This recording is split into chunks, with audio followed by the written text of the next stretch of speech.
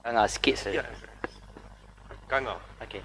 Terima kasih pengurusi, Yang Berhormat Menteri Wilayah dan sidang Dewan yang saya hormati sekalian. Saya ingin menyentuh beberapa perkara seringkas dalam kalau ikut butiran projek 02101 pembangunan taman awam, juga 02102 pembangunan landscape, selain sedikit tentang 04000 iaitu program pembasmian kemiskinan bandar.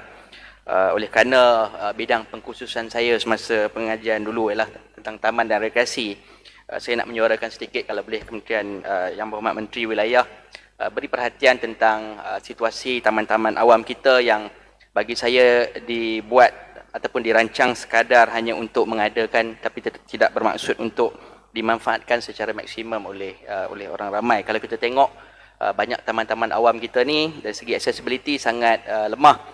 Kalau kita tengok kebanyakan tempat parking sangat kurang. Dan sebelum ni kalau kita tengok pentadbiran terdahulu mungkin bukan di bawah Kementerian Wilayah tapi ada kaitan dengan pembangunan taman awam, berhampiran dengan bangunan parlimen kita ada Taman Tugu. Saya ada menulis sebuah artikel, kalau yang ahli-ahli yang berhormat yang lain nak tengok boleh tag Taman Tugu, Cherish the Opportunity, yang mana saya memberi beberapa cadangan dalam perancangan taman, kerana kebanyakan dalam aspek pembangunan taman awam ni diserahkan kepada orang landscape, sedangkan sebuah taman yang berjaya, indikator dia adalah ia dapat digunakan dan dapat memenuhi tahap kepuasan pengguna.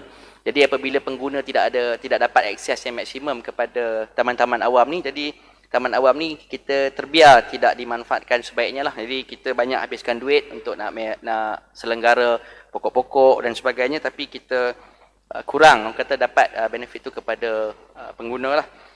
Dan dalam ini tadi yang berkaitan juga dengan landscape.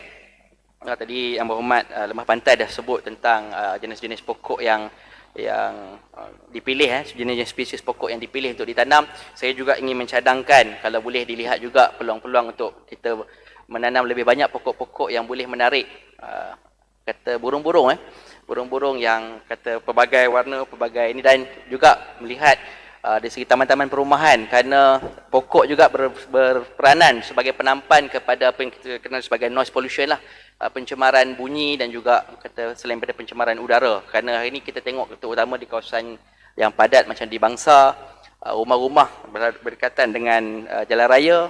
Hari ini kita tengok orang-orang di Bangsa pun dah mula jual rumah nak pindah ke tempat lain oleh kerana faktor-faktor kualiti hidup yang semakin merosot. Dan program pembasmian kemiskinan, kalau saya boleh minta Yang Berhormat Menteri dapat terangkan sedikit apakah jenis-jenis program yang baru yang mungkin sekarang dalam perancangan kementerian, kerana kita tahu program pembasmian kemiskinan ni juga melibatkan banyak kementerian-kementerian lain, KPKT, keusahawanan dan sebagainya. Jadi kalau boleh kita nak tengok ada pendekatan barulah daripada Menteri Wilayah, memandangkan dari segi statistik kita tahu kalau di wilayah Persekutuan saja keluarga sandwich antara yang terbesar dekat Malaysia. Keluarga sandwich ni maksud dia anak terpaksa jaga mak ayah dan juga inilah anak-anak. Jadi ada 3 generasi tinggal satu rumah. Kan, terima kasih. Terima kasih. Ya, orang jauh. Sikit je nak menambah pasal Taman Tugu.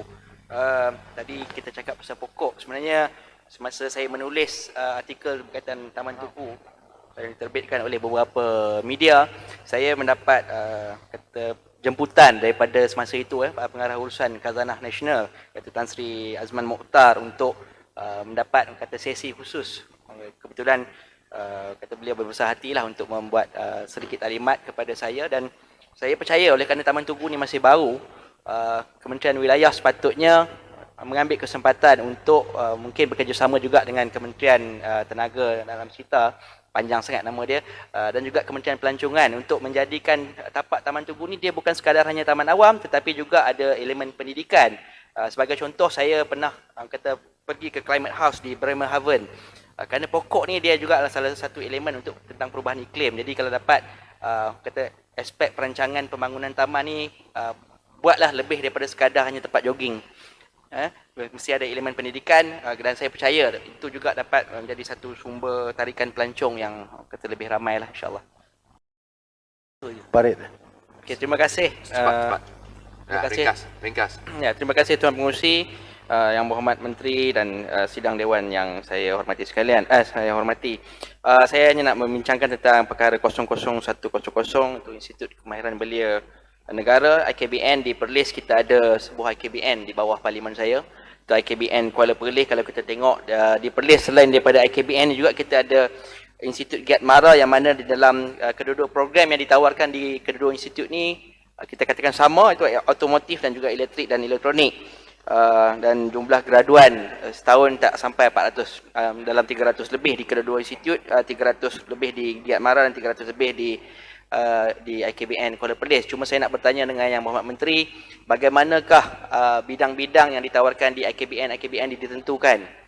Sebab kita ada IKBN di seluruh negara. Kerana saya berpendapat bahawa lebih baik mungkin selepas ini dapat diselaraskan semula supaya bidang-bidang ditawarkan di IKBN mengikut negeri ini sesuai dengan corak pembangunan ataupun kawasan di negeri itu. Macam di Perlis kita ada, macam di Kuala Perlis ni banyak industri perikanan. Mungkin sepatutnya IKBN menumpukan bidang-bidang, kalau kejuruteraan tu kejuruteraan yang dekat dengan kehidupan masyarakat setempat. Jadi mereka pun dapat mempraktiskan apa yang mereka belajar dan juga mereka dapat menambah nilai dalam mungkin kegiatan-kegiatan sampingan di samping mereka belajar di sana. Itu saja. Terima kasih.